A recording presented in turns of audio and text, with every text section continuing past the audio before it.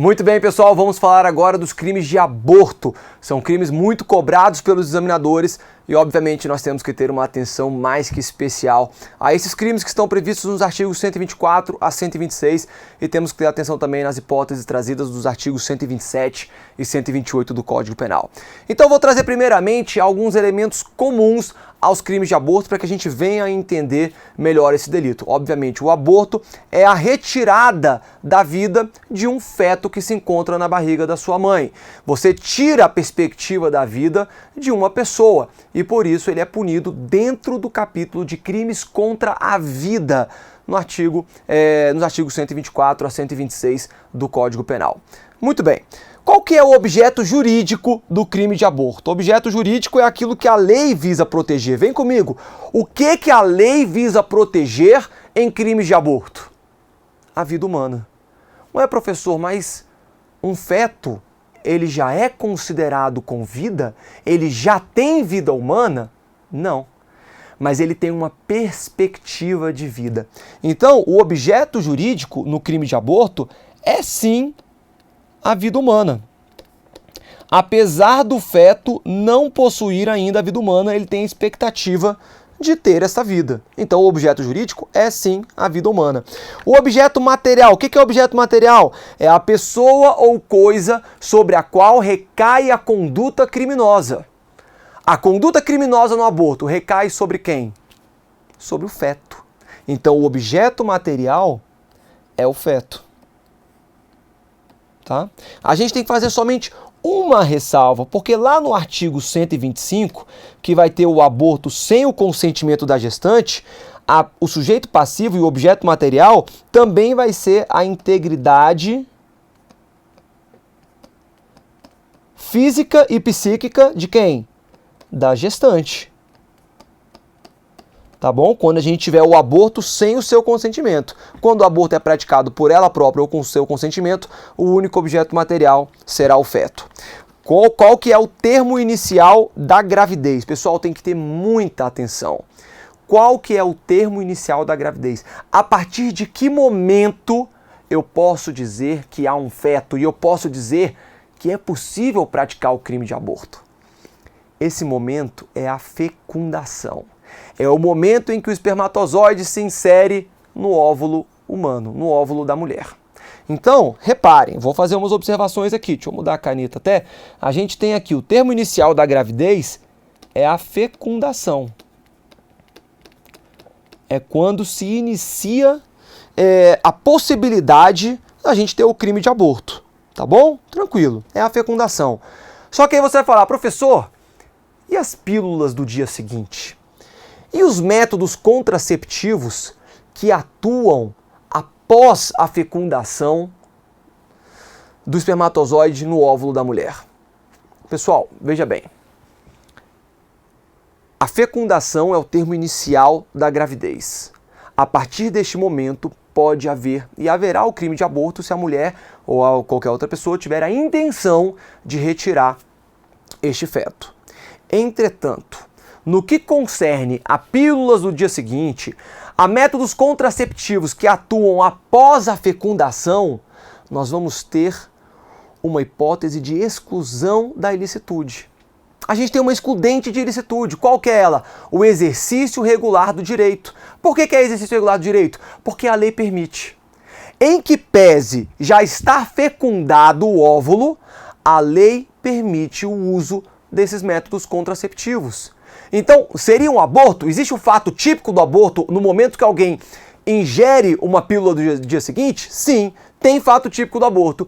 Entretanto, não é ilícito, porque está presente a excludente da ilicitude do exercício regular do direito, tá bom? Então, muita atenção. O termo inicial da gravidez é a fecundação, de acordo com a maior parte da doutrina da jurisprudência, mas no que concerne a métodos contraceptivos que atuam após a fecundação,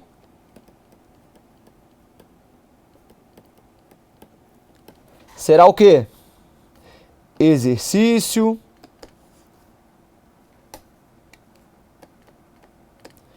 regular do direito. Tá bom? Uma hipótese de excludente da ilicitude prevista lá no artigo 23 do Código Penal. Contraceptivos. Ficou meio estranho isso daqui, né? Contraceptivos. Muito bem, continuando. É possível se falar no crime de aborto culposo? Vem comigo. Sabe que toda gestante é aconselhada a não fumar. E aí tem uma gestante que fuma. E ela é viciada e ela fala, eu preciso fumar. Ela sabe que ela é gestante, mas ela continua a fumar. Em razão do cigarro que ela fuma, o bebê acaba vindo a ser abortado. Ela perde o seu bebê, perde o feto em razão do cigarro que ela fuma. Ela deve responder por esse crime? Reparem, há crime de aborto culposo? Não. Não existe a possibilidade de aborto culposo. Vocês concordam comigo que essa mãe foi imprudente ao fumar cigarro, estando grávida? E em razão dos seus atos foi que o feto veio a ser abortado? Sim, professor. Ela foi imprudente. Entretanto, o Código Penal não prevê a modalidade culposa no crime de aborto. Logo, esta mãe ela não poderá ser responsabilizada pelo crime de aborto. Professor, mas foi a sua imprudência que gerou isso. É verdade, mas ela não teve o dolo voltado para a perda do seu feto. Ela não teve a intenção de abortar. Ela agiu de maneira culposa. E eu posso até dizer que foi uma culpa previsível aqui. Mas mesmo assim, eu não vou atribuir o crime de aborto a esta mãe. Por quê? Porque para que o crime de aborto seja atribuído a um determinado agente, o elemento subjetivo deve ser o dolo, ou pelo menos o dolo eventual. Beleza? Muito bem. Então, é possível se falar no crime de aborto culposo? Vou botar aqui embaixo. Não. Tá bom? Não há hipótese de aborto culposo. Vamos em frente.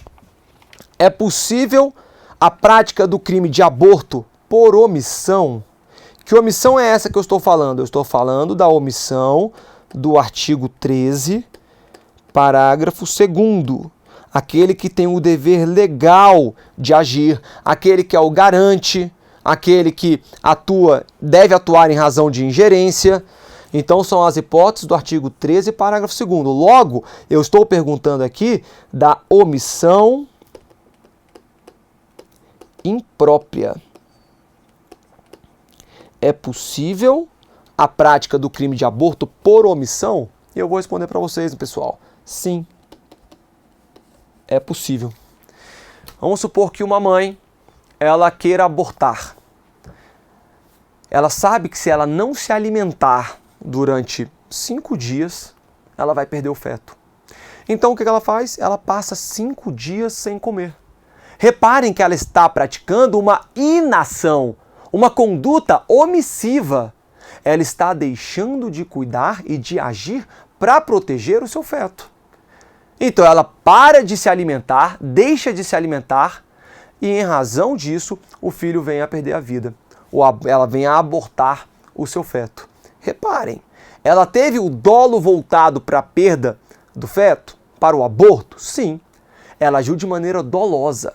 Só que, ao invés de agir de maneira comissiva, praticando uma ação positiva, uma manobra abortiva, ela simplesmente para de comer. Então, por meio de uma omissão imprópria, ela vem a praticar o crime de aborto. E sim, ela será responsabilizada porque essa foi a sua intenção e ela buscou este resultado por meio da sua inação, por meio da sua omissão. Beleza? É uma hipótese aqui então de crime omissivo impróprio, também chamado de crime comissivo por omissão. Muito bem, vamos então em frente para a gente ver o artigo 124 do Código Penal. Pessoal, é o seguinte, o artigo 124, ele vai trazer 2 crimes. Ele traz um primeiro crime, que é o aborto provocado pela gestante, provocar aborto em si mesma, e um outro crime, que é o consentimento para o aborto. Consentir que outrem lhe o provoque. São 2 condutas distintas. São 2 condutas que estão previstas no mesmo artigo, no mesmo tipo penal, mas são condutas distintas. O que nós temos em comum em relação a eles? São crimes de mão própria. Professor, o que são crimes de mão própria? Crimes de mão própria são aqueles cuja conduta não pode ser delegada a outra pessoa. Se eu quero matar uma pessoa, eu posso pedir para outra pessoa matar e eu pago ela? Posso. Ó, fulano, mata aquela pessoa lá para mim. Eu estou delegando essa conduta para outra pessoa. É um crime comum, eu posso delegar a conduta.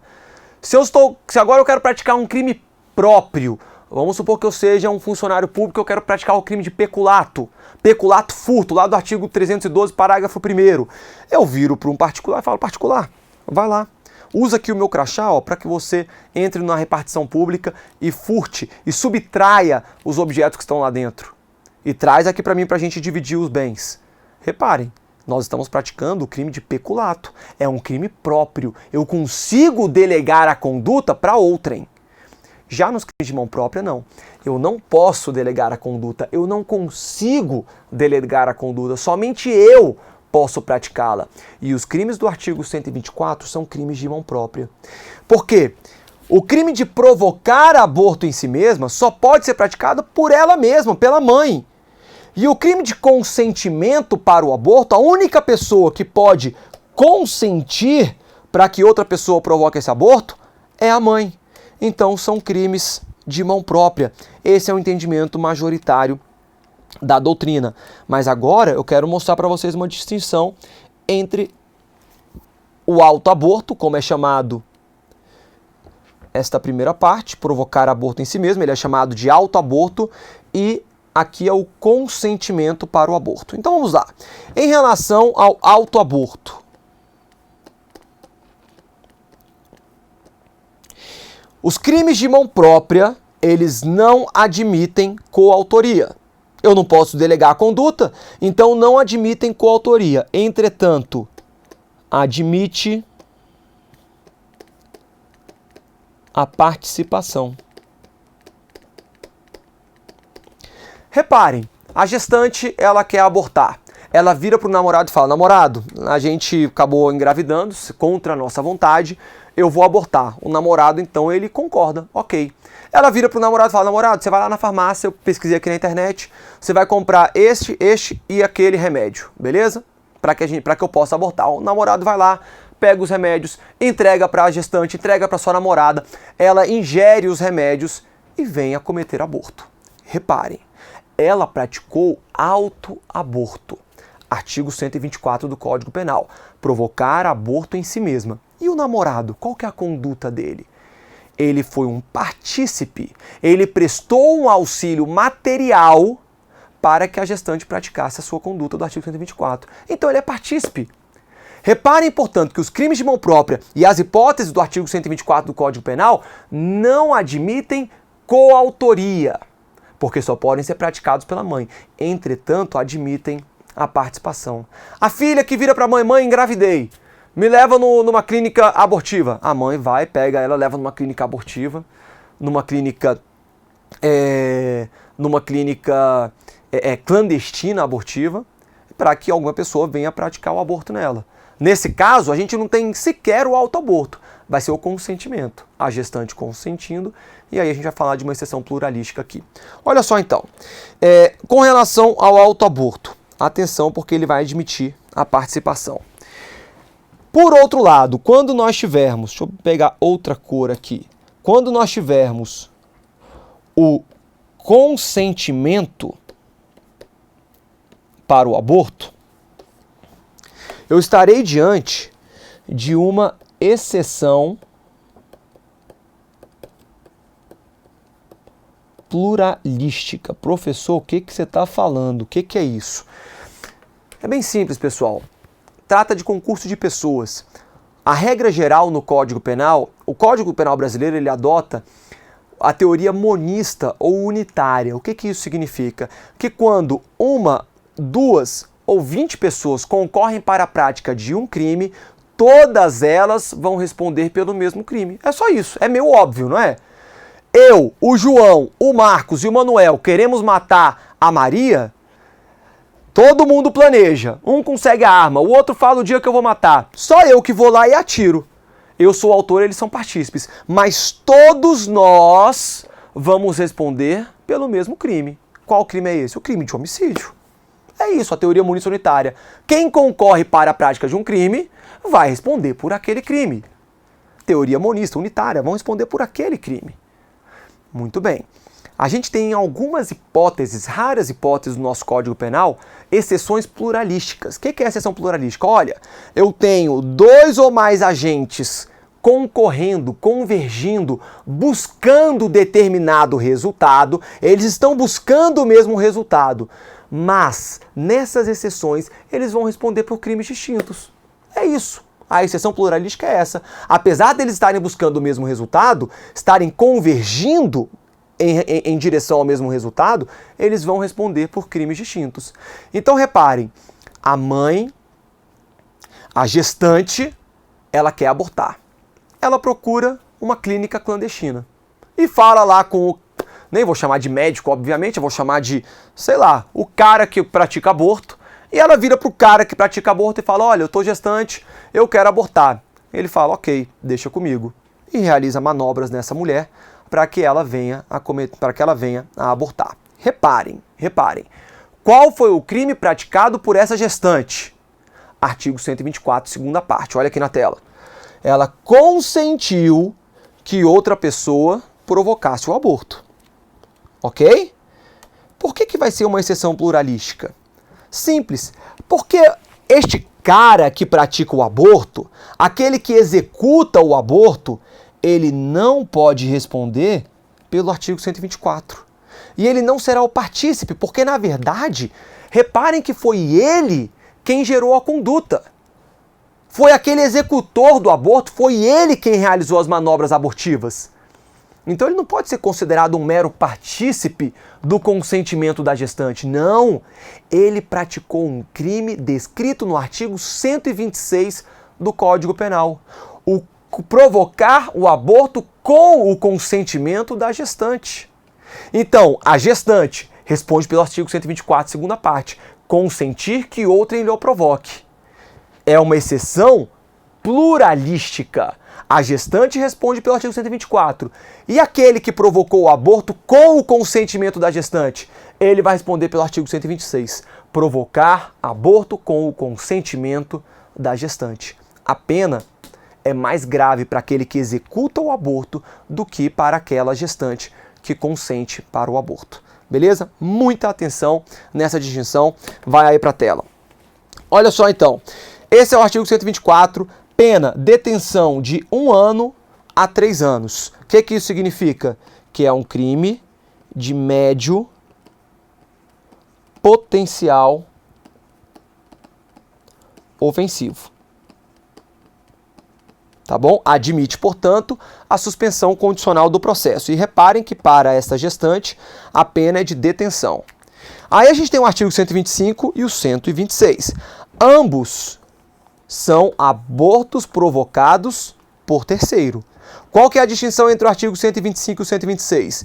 No artigo 125, o aborto é provocado por um terceiro sem o consentimento da gestante. E o 126 é um aborto provocado com o consentimento da gestante. É por isso que a gente falou, olha, quando eu estiver diante do artigo 126, eu vou ter a gestante praticando o artigo 124, segunda parte. Quando eu tiver uma gestante praticando o artigo 124, segunda parte, quando ela consentiu para que outra pessoa provocasse o aborto, eu vou ter uma exceção pluralística e aquele que executou o aborto responde pelo artigo 126 do Código Penal. Ok? Então, eu vou colocar aqui. Artigo 126. Ele também será, portanto, uma exceção pluralística. Provocar aborto com o consentimento da gestante. Pena, reclusão de 1 a 4 anos. Também é um crime, assim como o artigo 124, um crime de médio potencial ofensivo. A distinção aqui é que a pena máxima é de 4 anos e que será a pena de reclusão, tá bom? Parágrafo único. Eu estou no artigo 126, depois a gente vê o artigo 125. Aplica-se a pena do artigo anterior... Opa! Qual que é o artigo anterior? O artigo 125, que a pena é maior. Se a gestante não é maior de 14 anos, ou é alienada ou débil mental, ou se o consentimento é obtido mediante fraude, grave ameaça ou violência. O que o parágrafo único está querendo deixar bem claro? Está querendo deixar claro que esse consentimento, ele deve ser um consentimento válido. Se esse consentimento foi obtido mediante fraude, grave ameaça, violência, em relação a uma pessoa menor de 14 anos, e o Código Penal tem diversos exemplos que menores de 14 anos eles não podem consentir a nada, sequer para a prática de atos sexuais, porque se um menor de 14 anos pratica ato sexual, será um estupro de vulnerável, aquele com quem ele pratica. Então, o Código Penal ele traz diversos exemplos de que quem tem menos de 14 anos não tem capacidade de ter consentimento. Não tem capacidade de consentir para nada. Então, se um aborto é praticado em uma gestante menor de 14 anos, ainda que essa menor de 14 anos tenha consentido, esse consentimento não é válido. E aquele que executou o aborto numa pessoa menor de 14 anos, débil mental, mediante fraude, grave ameaça, violência, responderá pelo artigo 125, o aborto sem consentimento da gestante. Muito bem, olha aqui na tela. Vamos ver o artigo 125 então. Provocar aborto sem o consentimento da gestante. Reparem que aqui a pena é bem maior. Reclusão de 3 a 10 anos, logo é um crime de elevado potencial ofensivo. O crime do artigo 125, ele tem o que nós chamamos de dupla subjetividade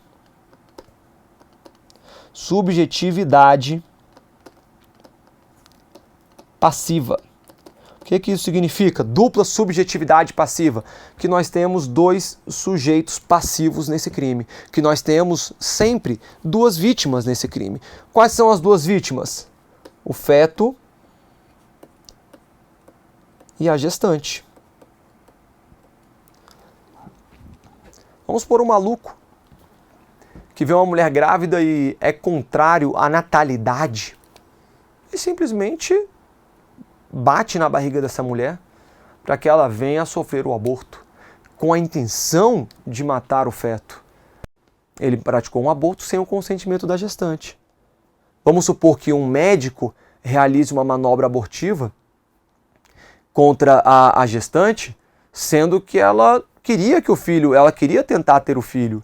E ele simplesmente provoca esse aborto porque ele, por qualquer razão que seja, sem o consentimento dela. É crime. É crime. A gente vai estar diante do artigo 125 do Código Penal. A menos que ele queira salvar a vida dessa gestante. Aí é outra história que a gente vai ver daqui a pouco. Tá bom?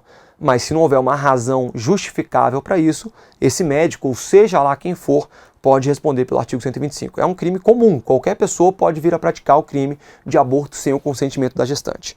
Muito bem.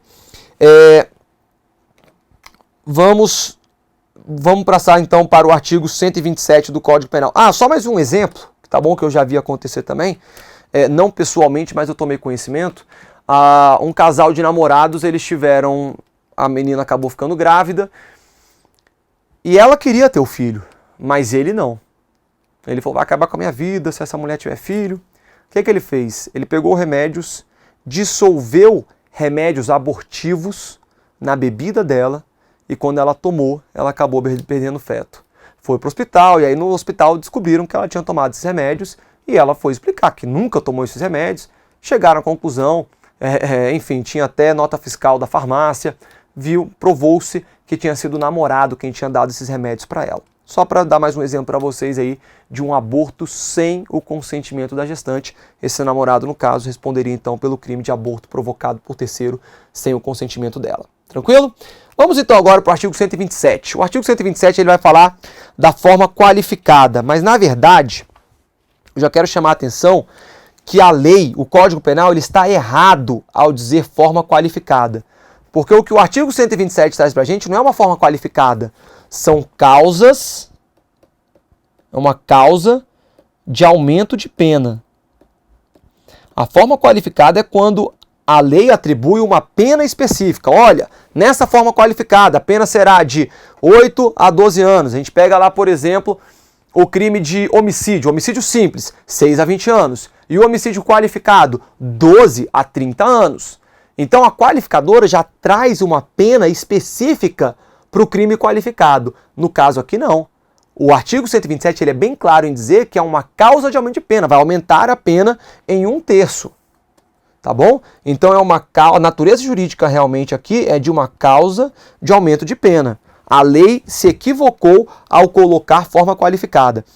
Então, o artigo 127, as penas combinadas nos 2 artigos anteriores, então ele vai se aplicar ao artigo 127, tanto ao artigo 126 quanto ao artigo 125, quanto ao 126, são aumentadas de 1/3, então 1/3 de aumento de pena, se, em consequência do aborto ou dos meios empregados para provocá-lo, a gestante sofre lesão corporal de natureza grave. Essa lesão corporal de natureza grave, ela está em sentido amplo, tá bom? Vai se aplicar tanto se a gestante sofrer lesão corporal grave, lá do artigo 129, parágrafo 1º, quanto se ela sofrer lesão corporal gravíssima do artigo 129, parágrafo 2º, tá bom? E são duplicadas se por qualquer dessas causas lhe sobrevém a morte. Então, se morrer, aquelas penas dos artigos 125 e 126 do Código Penal serão duplicadas as suas penas. Reparem, portanto, que essas causas de aumento de pena do artigo 127, elas não vão se aplicar, vem comigo, elas não vão se aplicar à gestante quando ela provoca o aborto em si mesma. No autoaborto a gente não pode provocar. Por quê? Porque ela é quem foi prejudicada. Vamos supor que uma mulher gestante quer provocar o aborto em si própria. Ela então toma um remédio abortivo e, em razão daquele remédio abortivo que ela toma, acaba gerando em si própria uma lesão corporal grave ou gravíssima. Ela vai responder por essa causa de aumento de pena? Não, pessoal. Não vai não, tá? Ela vai responder pelo aborto. Ou até mesmo pela tentativa de aborto. Isso ela vai responder. Mas ela não vai responder em razão da lesão corporal grave que causou a si própria. Isso contrariaria o princípio da alteridade. Beleza? Muito bem. Olha aqui então. Olha aí na tela. Com relação então a essas causas de aumento de pena. Reparem que são hipóteses, aqui no artigo 127, são hipóteses préter-dolosas. O que é isso, professor? O préter-dolo é quando a gente tem dolo na conduta, culpa no resultado. Vem comigo. Dolo no antecedente, culpa no consequente. Reparem que o dolo é voltado para o aborto, mas mediante culpa, o famoso sem querer querendo, sem querer, acaba gerando uma lesão corporal grave ou a morte da vítima. Então, olha só, por que são hipóteses préter-dolosas? Porque o dolo da conduta é voltado unicamente para gerar aborto. Só que, em razão dessa manobra abortiva, por culpa, por negligência, imprudência e imperícia, acaba gerando lesão corporal grave ou gravíssima, ou então a morte da vítima. O dolo não era voltado para a lesão corporal grave nem para a morte. Então são chamadas hipóteses préter-dolosas, tá bom? E atenção também porque o artigo 127, ele é aplicável ainda que não seja praticado o aborto, ainda que o aborto não seja consumado. Vamos supor que alguém realize uma manobra abortiva numa mulher, numa gestante, sem o seu consentimento. Mas, em razão dessa manobra abortiva, a vítima venha a sofrer uma lesão corporal grave. O aborto não foi consumado, mas ela gerou lesão corporal grave. Aquela manobra gerou lesão corporal grave ou mesmo a morte. Se gerar a morte, o aborto é mais óbvio de acontecer, a menos que salvem o feto antes. Mas vamos pôr nesse exemplo, que foi realizada uma manobra sem o consentimento da gestante para o aborto. Não conseguem abortar, mas acabam gerando uma lesão corporal grave nessa vítima. Eu aplico o artigo 127? Aplico normalmente, tá bom? Aplicar-se-á essa causa de aumento de pena. Muito bem. E aí, para a gente fechar a parte do Código Penal, talvez o mais importante, que tem mais sido cobrado em prova ultimamente, é o artigo 128. O artigo 128, ele vai trazer causas especiais de exclusão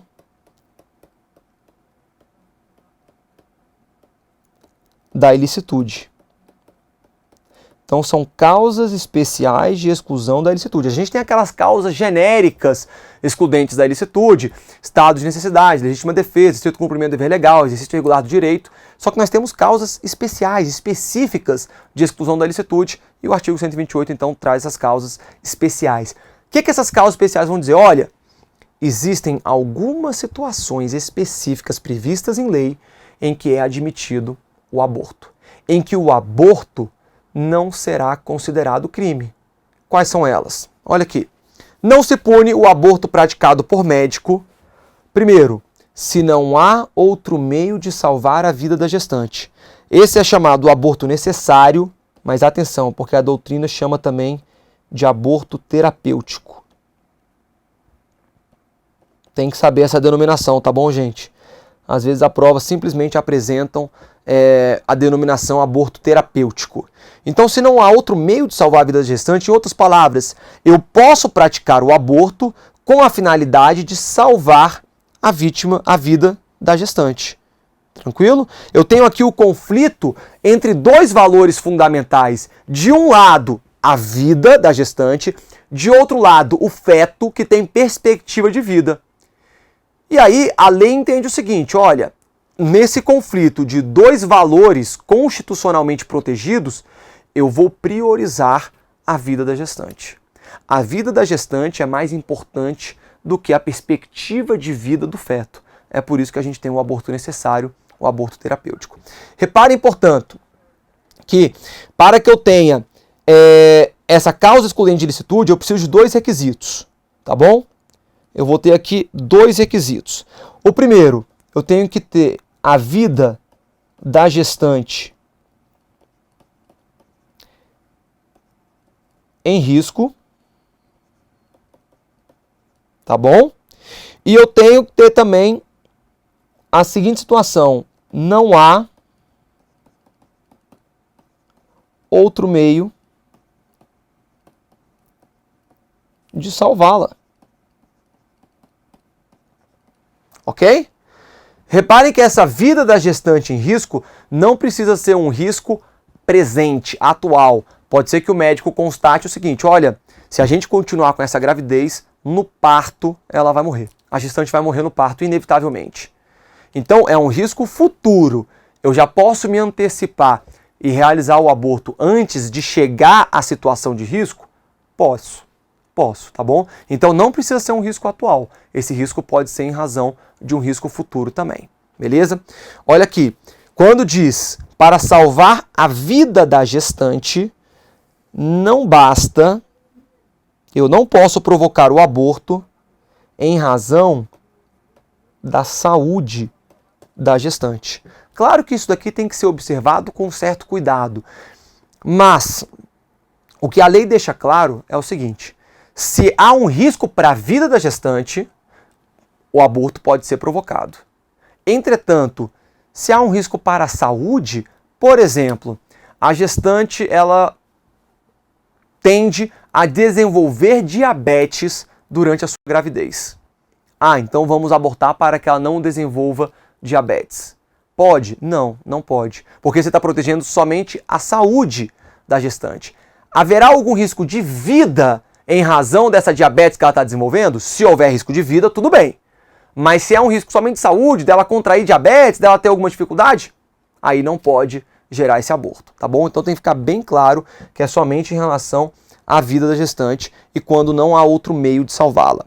E mais importante de tudo, o que mais tem sido cobrado em prova, o que mais tem sido pegadinha de prova, está aqui em cima. Não se pune o aborto praticado por médico. Eu não posso ir a uma clínica, eu não porque eu sou homem, mas uma mulher gestante não pode ir a uma clínica clandestina, provocar o aborto, consentir para o aborto e alegar posteriormente que somente o fez, somente agiu dessa maneira porque havia risco para a sua vida. Não pode. Ou então ela própria ingerir remédios abortivos porque existe risco para a sua vida. Não pode. Este aborto obrigatoriamente tem que ser praticado por um médico. Estamos combinados? Tanto a hipótese do inciso 1º quanto a hipótese do inciso 2º. Muita atenção, muita atenção. Ah, professor, em nenhuma hipótese poderia a própria gestante gerar o seu aborto? Pode, pessoal. Isso for uma situação de estado de necessidade, ela está lá morrendo, então ela toma um remédio porque senão ela ia morrer naquela hora. Aí é uma situação de estado de necessidade. Mas em regra, e o que a prova vai cobrar de vocês é a regra. No caso aqui, é este detalhe de que esse aborto necessário terapêutico, bem como o aborto resultante de gravidez, ele deve ser realizado por um médico. Tranquilo? Lembra disso daí. Vamos lá. Segunda hipótese. Aborto no caso de gravidez resultante de estupro. Aqui também a gente tem algumas denominações que a doutrina traz. Esse aborto, ele é chamado de aborto humanitário, também chamado de aborto sentimental e aborto ético. Beleza?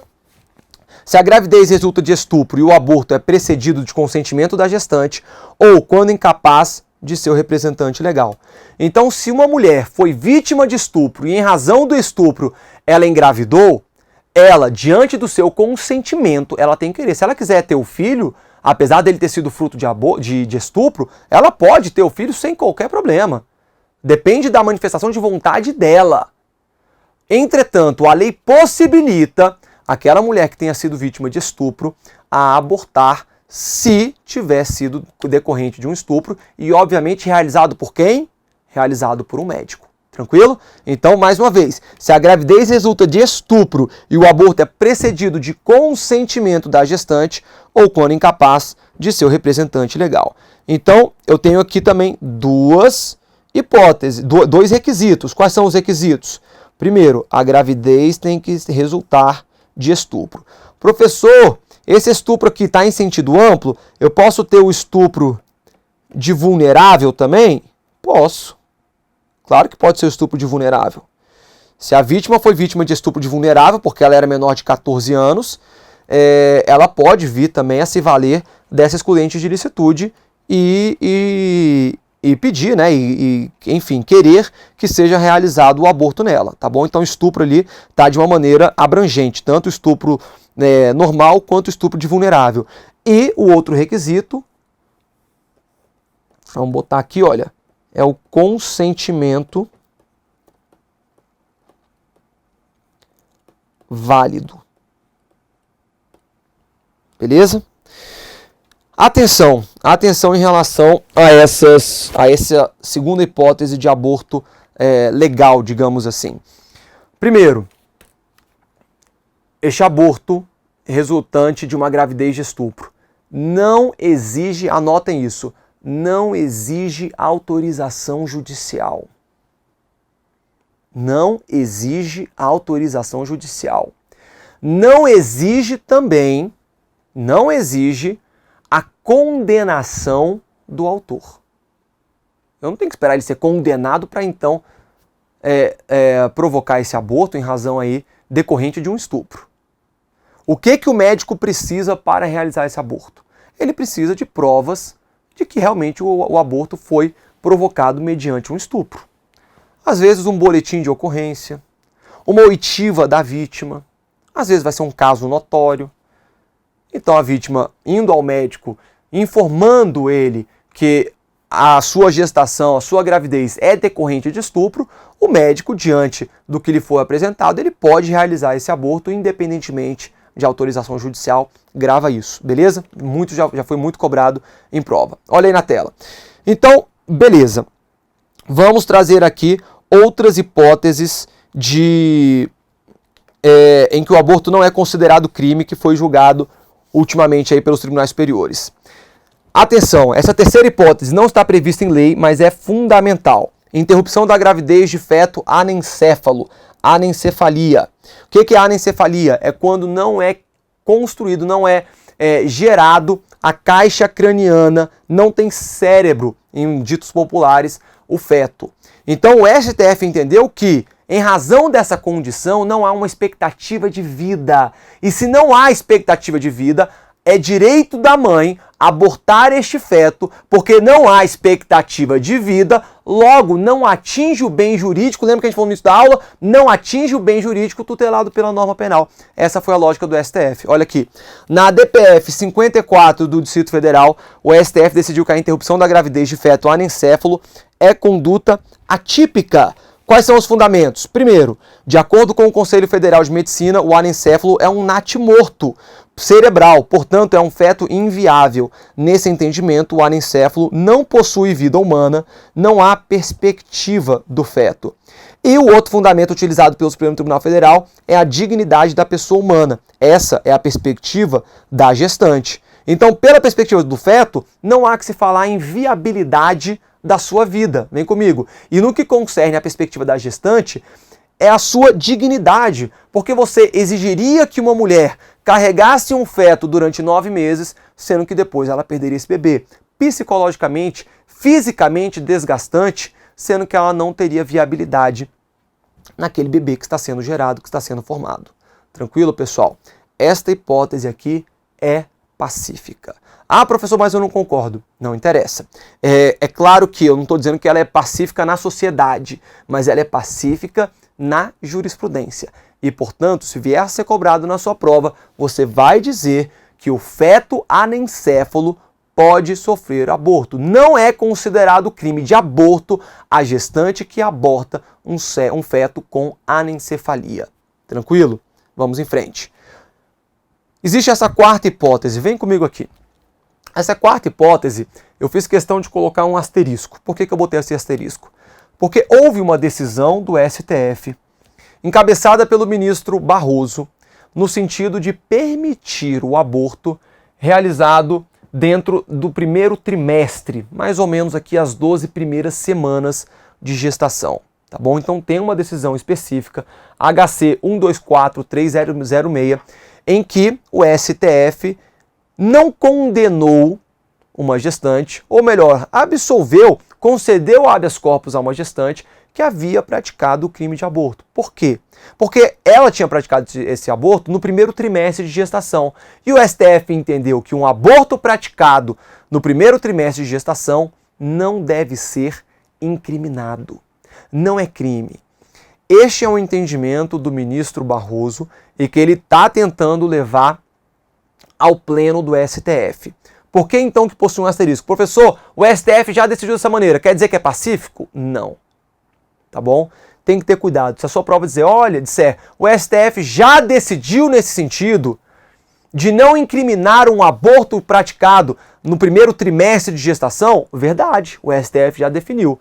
Mas se a sua prova coloca que é pacífico o entendimento da possibilidade de interrupção da gravidez no primeiro trimestre e isso não consideraria aborto, isso está errado. Estaria errado, porque não é pacífico.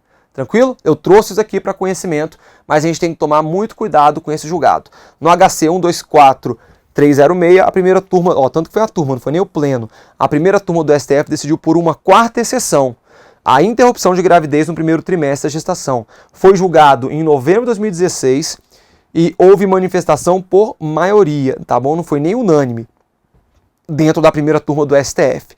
Então não é uma hipótese pacífica ainda, mas de qualquer maneira é importante a gente ter conhecimento de que o STF assim decidiu lá em 2016. Muito bem. Algumas observações aqui jurisprudenciais.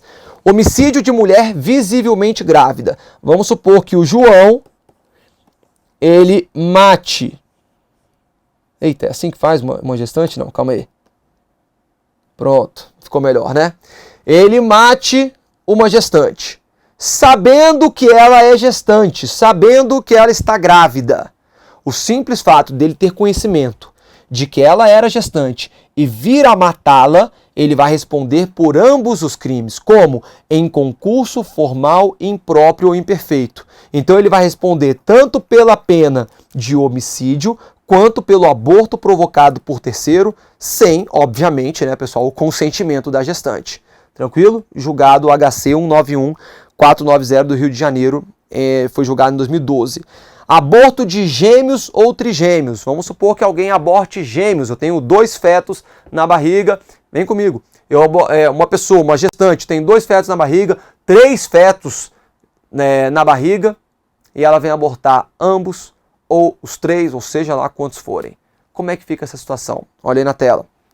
A doutrina entende que haverá 2 ou 3 crimes de aborto em concurso formal impróprio, imperfeito, desde que o agente tenha conhecimento dessa condição. Claro, se ele achou que tinha somente um feto e aborta 2, achando que tinha somente um, ele responde por um único aborto. Mas se ele tem conhecimento, se a gestante tem conhecimento que possui gêmeos, trigêmeos e vem a abortar todos, vai responder por cada um desses abortos. Lembrando que o concurso formal impróprio, imperfeito, é quando há, mediante uma ação, o agente pratica 2 ou mais crimes e havia desígnios autônomos.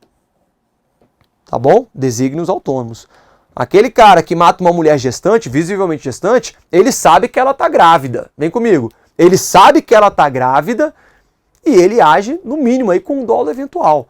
Então, houve desígnios autônomos. Ele vai responder por ambos os crimes em concurso formal impróprio. Mesma coisa quando uma gestante ou quando um terceiro provoca o aborto numa gestante, em que há gêmeos, trigêmeos, houve desígnios autônomos para a prática de múltiplos abortos. Ainda que tenha ocorrido mediante uma ação, o agente vai responder por cada um deles em razão do concurso formal impróprio e imperfeito, em razão dos desígnios autônomos. Muito bem, na tela. Hipóteses proibidas de aborto. Hipóteses que vão gerar responsabilização penal. Quais são elas? Primeiro, o aborto eugênico. Cuidado, tá? Porque já teve prova falando que o aborto eugênico era permitido, que não configuraria o crime de aborto. Sim, configura. O que é o aborto eugênico? É o aborto cometido em razão de uma má formação do feto. A mãe possui conhecimento de que o feto não tem um braço, não tem uma perna, possuirá algum tipo de deformidade e simplesmente provoca o seu aborto. Esse é o aborto eugênico. Ele não é admitido no Brasil, tá bom? Aborto miserável, também chamado de aborto econômico ou social. Aborto praticado pela agente que não vislumbra possuir condições financeiras adequadas para criar um filho. É crime também. Eu vou abortar porque eu não tenho condições de criar meu filho. Não há qualquer excludente nesse sentido. Então ela vai responder normalmente pelo crime de aborto. Aborto honoris causa.